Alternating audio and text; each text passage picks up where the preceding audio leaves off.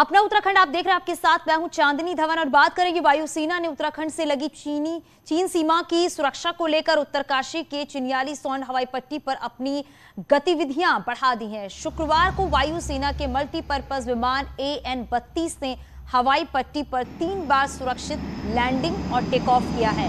बताया यह जा रहा है कि वायुसेना का यह विमान ग्वालियर एयरबेस में आया था। सूत्रों के अनुसार वायुसेना चिन्यालीसौंड हवाई पट्टी को अस्थायी एयरबेस बनाने की तैयारी में है और इस संबंध में अभी अंतिम फैसला नहीं लिया गया है। वायुसेना की संचार टीम चिन्यालीसौंड में ही रुकी हुई है। चिन्यालीसौंड हवाई पट्टी से भारत चीन सीमा करीब 126 किलोमीटर की हवाई दूरी पर है और इस लिहाज से हवाई पट्टी का सामरिक महत्व समझा जा सकता है। हमारे सहयोगी बलवीर परमार हमारे साथ फोन लाइन पर जुड़ गए हैं। बलवीर, विमान ने जिस तरीके से लैंडिंग और टेक ऑफ किया है, अस्थायी एयर बेस बनाने की भी तैयारी की जा रही है यहाँ पर?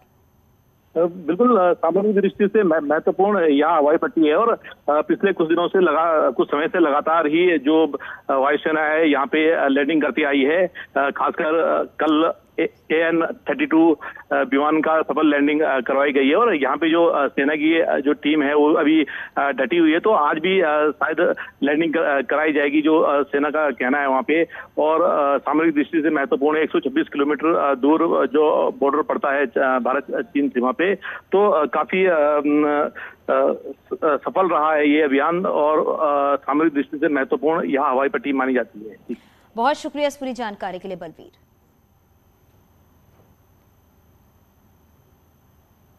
देहरादून से बड़ी खबर मिल रही है। हरेला पर्व के कार्यक्रम में पहुंचे हैं सीएम धामी, जहां पर सीएम वृक्षारोपण कार्यक्रम का शुभारंभ किया है। आज पूरे राज्य में 6,38,000 पौधे लगाए जाएंगे और साल भर में 2,25,00,000 पौधे लगाने का टारगेट रखा गया है, जिसमें 45,05,000 फलदार पौधे लगाए जाएंगे और एक साथ सभी में अपना योगदान है। सर, गृह मंत्रालय का अलर्ट है कांवड़ियों को लेकर कि कट्टरपंथी निशाना बना सकता है, राज्यों को अलर्ट रखा कि आप निर्देश दिए? नहीं, हमारी कांवड़ यात्रा सुरक्षित होगी और उसके लिए हमने सभी सुरक्षा के जितने भी एजेंसियां काम कर रही हैं, सुरक्षा बल काम कर रहे हैं, वो मुस्तैदी से करेंगे। हर प्रकार की समीक्षा हम लोग कर रहे हैं। Thank you. तो आज है लोक पर्व हरेला और इस मौके पर पूरे राज्य में पौधे लगाए जाएंगे। सीएम पुष्कर सिंह धामी को भी आपने सुना है कि 6,38,000 पौधे लगाने का टारगेट रखा गया है। साल भर में 2,25,00,000 पौधों का टारगेट रखा गया है और हमेशा ही देखा गया है कि सीएम पुष्कर सिंह धामी ने पौधे लगाने के लिए लोगों से अपील भी की है ताकि पर्यावरण को सुरक्षित रखा जा सके। हरेला पर्व प्रत्येक जगह पर मनाते हुए, प्रत्येक जनपद में मनाते हुए सभी विभागीय विभिन्न संस्थाएं, उन सब की सहभागिता के माध्यम से वृक्षारोपण का कार्यक्रम संचालित किया जा रहा है और यह कार्यक्रम पूरे 1 महीने तक 15 अगस्त 2022 जब आज़ादी की 75वीं वर्षगांठ तक किया जाएगा।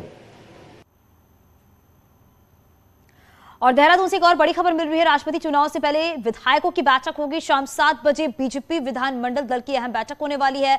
मुख्य सेवक सदन में बैठक का ये प्रोग्राम है। 18 जुलाई को राष्ट्रपति चुनाव होना है और उससे पहले बीजेपी विधायकों की अहम बैठक बुलाई गई है। शाम 7 बजे विधायकों की अहम बैठक होगी और मुख्य सेवक सदन में विधानमंडल की अहम बैठक, क्योंकि राष्ट्रपति चुनाव होना है और उससे पहले कई अहम मुद्दों को लेकर भी चर्चा की जाएगी और ये बैठक आज शाम 7 बजे बुलाई गई है। तो 18 जुलाई को राष्ट्रपति चुनाव है और उससे पहले सीएम पुष्कर सिंह धामी ने बीजेपी विधायकों की अहम बैठक बुलाई है और ये बैठक शाम 7 बजे होगी। हालांकि इस बैठक के दौरान किन किन बातों को लेकर चर्चा की जाएगी और कौन से अहम मुद्दे होंगे, क्योंकि राष्ट्रपति चुनाव होना है, उससे पहले ये बैठक काफी अहम मानी जा रही है। शाम 7 बजे विधानमंडल दल की अहम बैठक होनी है। सभी विधायक इस बैठक में मौजूद रहेंगे। तो ये बैठक काफी अहम मानी जा रही है क्योंकि इस बैठक के दौरान सभी विधायक जो हैं, बीजेपी विधायक, वो मौजूद रहेंगे क्योंकि 18 जुलाई को राष्ट्रपति चुनाव होना है। हमारे साथ हमारे सहयोगी दीपांकर फोन लाइन पर जुड़ गए हैं। दीपांकर, राष्ट्रपति चुनाव से ठीक पहले आज शाम 7 बजे विधायकों की बैठक होने वाली है, क्या जानकारी मिल पा रही है इस बैठक को लेकर?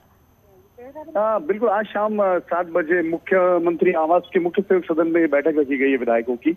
18 तारीख को राष्ट्रपति चुनाव होना है, उससे पहले उत्तराखंड के विधायक किस तरीके से तैयार हैं, किस तरह वोटिंग में कहीं पर कोई गलती किसी विधायक से ना हो, क्योंकि एक एक विधायक का वोट इंपॉर्टेंट है राष्ट्रपति चुनाव के लिए। ऐसे में आज और कल 2 दिन की ट्रेनिंग रखी गई है और आज शाम में 7 बजे सभी विधायक मुख्यमंत्री आवास के मुख्य सदन में पहुंचेंगे, जहां पर उन्हें राष्ट्रपति चुनाव को लेकर तैयारियों को लेकर पूरा ब्रीफ किया जाएगा। जी बिल्कुल, और ये बैठक शाम 7 बजे होनी है। क्या राष्ट्रपति चुनाव के अलावा भी किन बातों को लेकर चर्चा की जा सकती है? नहीं, फिलहाल जो पूरा कार्यक्रम है वो फिलहाल राष्ट्रपति चुनाव को लेकर फोकस है, जिसमें सभी विधायक बीजेपी विधानमंडल के मौजूद रहेंगे, मुख्यमंत्री पुष्कर सिंह धामी रहेंगे, सभी कैबिनेट मंत्री और सारे विधायक 47 विधायकों की जो कैबिनेट है मुख्यमंत्री के साथ साथ वो सभी लोग वहां मौजूद रहेंगे। और फिलहाल पूरा फोकस और सिर्फ राष्ट्रपति चुनाव की तैयारियों को। बिल्कुल दीपांकर, बहुत शुक्रिया इस पूरी जानकारी के लिए। तो उत्तराखंड की खबरें आपको दिखाएंगे, लेकिन इस बीच एक बड़ी खबर मिल रही है। पीएम मोदी पहुंचे हैं कानपुर के वायुसेना एयरपोर्ट पर पहुंच चुके हैं प्रधानमंत्री नरेंद्र मोदी। सीएम योगी आदित्यनाथ भी पहुंचे हुए हैं प्रधानमंत्री नरेंद्र मोदी का स्वागत करने के लिए। कानपुर से जालौन जाएंगे प्रधानमंत्री नरेंद्र मोदी, हेलीकॉप्टर से जालौन जाएंगे पीएम मोदी। प्रधानमंत्री का विशेष विमान कानपुर की वायुसेना के एयरपोर्ट पर उतरा है और कुछ देर में प्रधानमंत्री मोदी विमान से बाहर आकर जनप्रतिनिधियों से मुलाकात करेंगे। प्रधानमंत्री के स्वागत के लिए उत्तर प्रदेश के सीएम योगी आदित्यनाथ भी एयरपोर्ट पर मौजूद है, क्योंकि आज का दिन बेहद ही खास है, क्योंकि आज बुंदेलखंड एक्सप्रेसवे का उद्घाटन होना है और इस एक्सप्रेसवे का उद्घाटन प्रधानमंत्री नरेंद्र मोदी करेंगे। हेलीकॉप्टर से जालौन जाएंगे प्रधानमंत्री नरेंद्र मोदी और पीएम मोदी कानपुर पहुंच चुके हैं। जालौन में ये पूरा कार्यक्रम रखा गया है, जहां पर प्रधानमंत्री नरेंद्र मोदी, सीएम योगी आदित्यनाथ और साथ ही जो वरिष्ठ नेता हैं वो भी इस कार्यक्रम में मौजूद रहेंगे। सभा को संबोधित भी करेंगे प्रधानमंत्री नरेंद्र मोदी।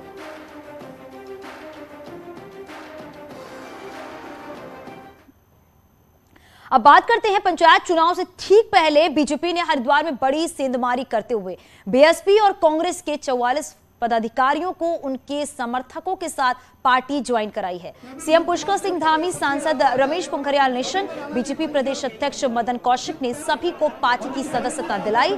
देहरादून में बीजेपी ऑफिस में यह कार्यक्रम हुआ है, जिसमें खानपुर से कांग्रेस के टिकट पर लड़े सुभाष चौधरी, लक्सर से कांग्रेस प्रत्याशी रहे अंतरिक्ष सैनी, कांग्रेस के प्रदेश महामंत्री सतीश कुमार और प्रदेश सचिव मनपाल सिंह, बीएसपी के प्रदेश सचिव योगेश कुमार, हरिद्वार विधानसभा के अध्यक्ष वीरेंद्र सिंह समेत कई नेता और कार्यकर्ता बीजेपी में शामिल हुए।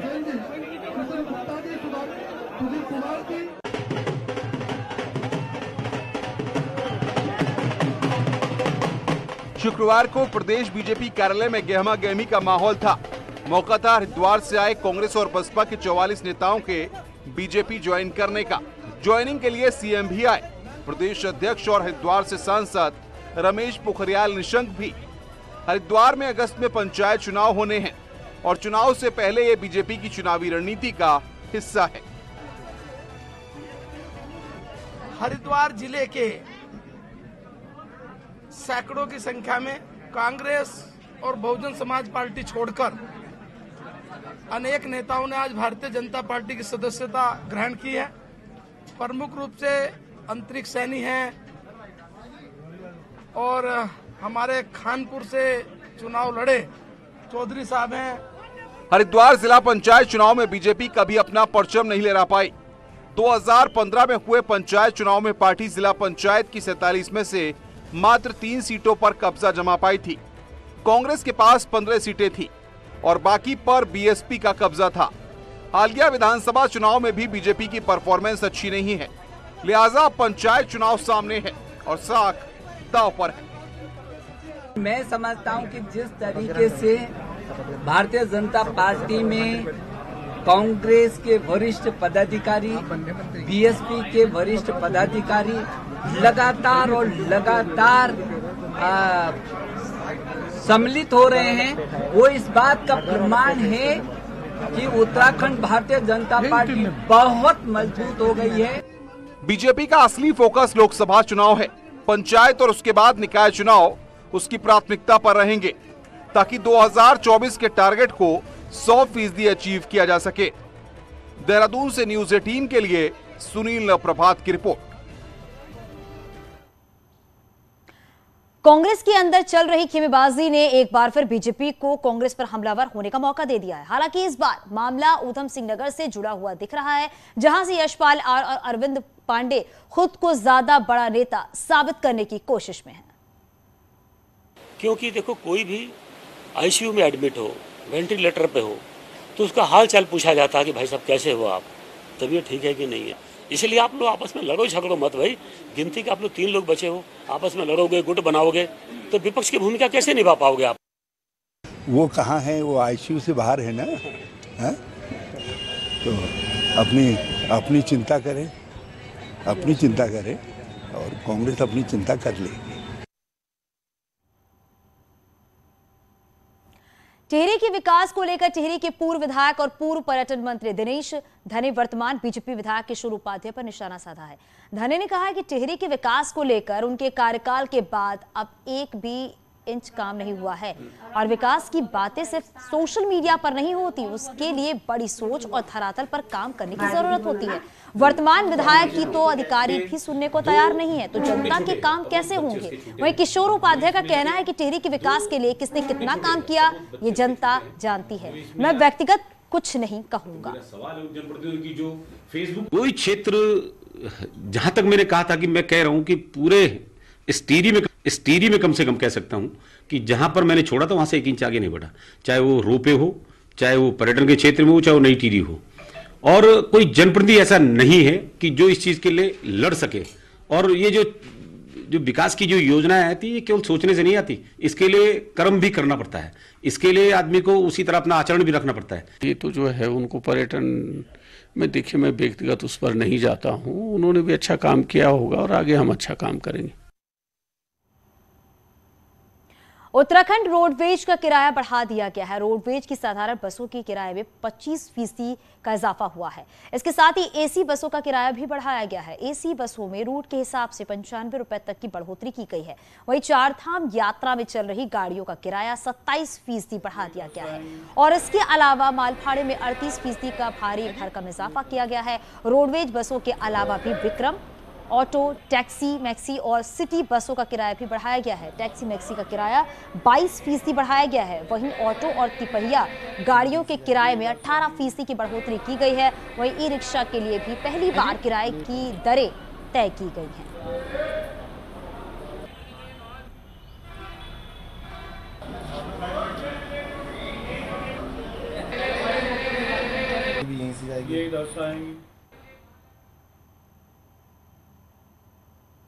टिहरी गढ़वाल दुग्ध उत्पादक सहकारी संघ के कर्मचारियों के सामने अब परिवार के भरण पोषण का संकट पैदा हो गया है।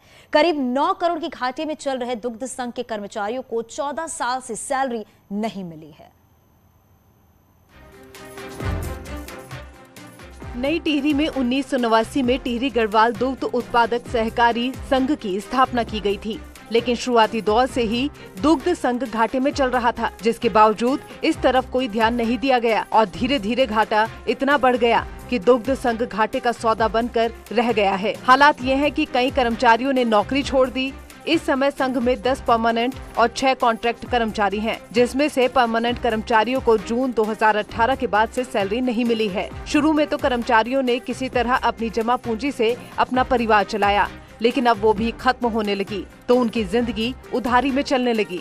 अब हालात ये हैं कि लोगों ने उधार देना भी बंद कर दिया है, जिससे कर्मचारियों की जिंदगी की गाड़ी चलना और भी मुश्किल हो गया है।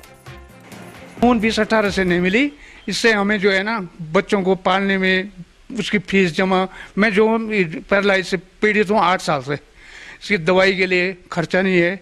ईपीएफ सारा खत्म कर दिया हमने, जो आरडी वगैरह से जमा फंड वगैरह था सारा खा लिया।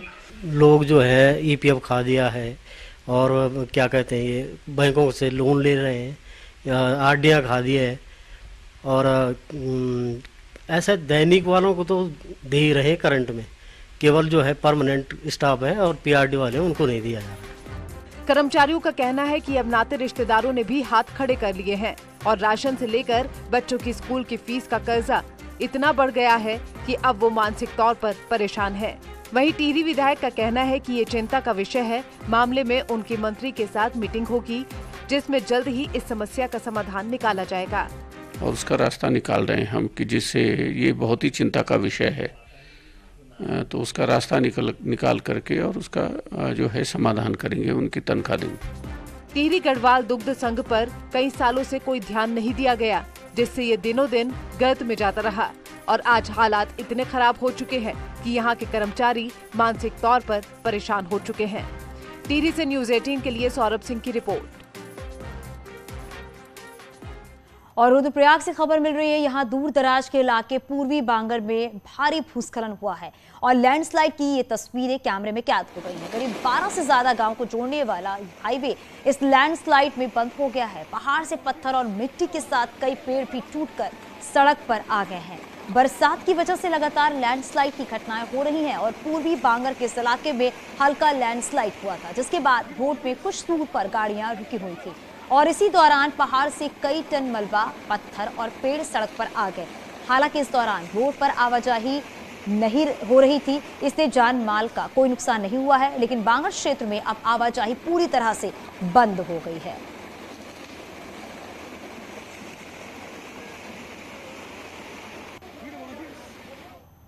पिथौरागढ़ से अगली खबर है। यहाँ भी बरसात के सीजन में पहाड़ियों के दरकने का सिलसिला थमता नहीं दिख रहा है और ये वीडियो पिथौरागढ़ में मुंसियारी हड़कोट रोड का है। बारिश के बाद कमजोर हुई पहाड़ी से पहले धीरे धीरे मिट्टी और पत्थर निकल रहे थे और फिर पहाड़ी का पूरा हिस्सा गिरकर सड़क पर आ गया। भारी भूस्खलन के बाद मुंसियारी हड़कोट रोड भी बंद हो गई है।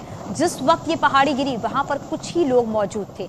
हालांकि किसी को चोट नहीं आई है, लेकिन कैमरे में जरूर ये घटना कैद हो गई है। आप भी देखिए बरसात के सीजन में पहाड़ों के क्या हाल इन दिनों हो चुके हैं।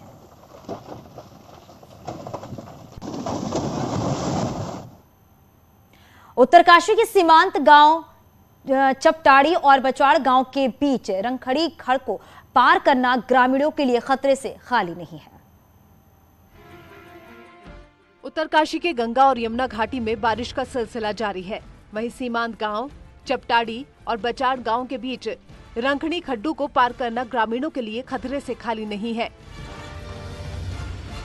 पीडब्ल्यूडी द्वारा बनाई गई ट्रॉली इतनी ऊंचाई पर है कि ट्रॉली पर बैठने पर मानो जान निकल जाए।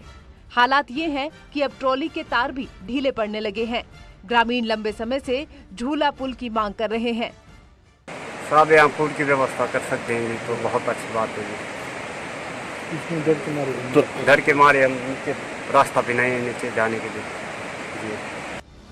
गांव के पास नजदीक बहने वाले खड्डू का गहरा होना खेती के लिए भी नासूर बन गया है। खेती के लिए ग्रामीणों को बारिश का इंतजार रहता है और बारिश के पानी से ही धान की रोपाई हो रही है। हालांकि डीएम गांव के लिए कार्य योजना बनाने की बात कह रहे हैं। केवल बरसाती पानी पर निर्भर है।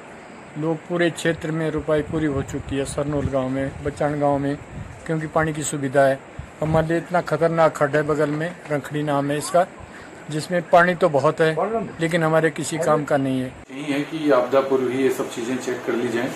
कतिपय स्थानों पर इस तरह की इश्यूज पता लगे हैं, जैसे आज एक ये है, बाकी अधिकतर स्थानों पर सुसज्जित करवा दिया गया। पहाड़ के कई गांव में बरसात के समय ऐसी तस्वीरें लगातार सामने आती हैं, जो ये बताती हैं कि पहाड़ का जीवन किस तरह से पहाड़ जैसा है। ऐसे में सरकार को चाहिए ऐसे गांव के लिए ठोस कार्य योजना बनाने की। न्यूज़ 18 के लिए उत्तरकाशी से बलबीर परमार की रिपोर्ट। और एक बार फिर से आपको बता दें कि पीएम मोदी जालौन के लिए रवाना हो चुके हैं। कानपुर से जालौन के लिए रवाना हुए हैं पीएम मोदी। और ये वो तस्वीर आप देख रहे हैं जब प्रधानमंत्री नरेंद्र मोदी कानपुर पहुंचे, उसके बाद सीएम योगी आदित्यनाथ ने उनका स्वागत किया। ये तस्वीर उस वक्त की है। 11:20 पर जालौन पहुंचेंगे प्रधानमंत्री नरेंद्र मोदी, क्योंकि आज प्रधानमंत्री नरेंद्र मोदी बुंदेलखंड एक्सप्रेसवे का उद्घाटन करने जा रहे हैं। तैयारियां पूरी हो चुकी हैं। बुंदेलखंड एक्सप्रेसवे का उद्घाटन करने के बाद प्रधानमंत्री नरेंद्र मोदी जनसभा को भी संबोधित करेंगे। तैयारियां पूरी हो चुकी है। 296 किलोमीटर लंबा ये एक्सप्रेसवे बनाया गया है, जिसकी सौगात आज प्रधानमंत्री नरेंद्र मोदी बुंदेलखंड के वासियों को देने जा रहे हैं। लेकिन अभी जो तस्वीर आप देख रहे हैं ये कानपुर की है, जब प्रधानमंत्री नरेंद्र मोदी पहुंचे, उसके बाद सीएम योगी आदित्यनाथ ने स्वागत किया।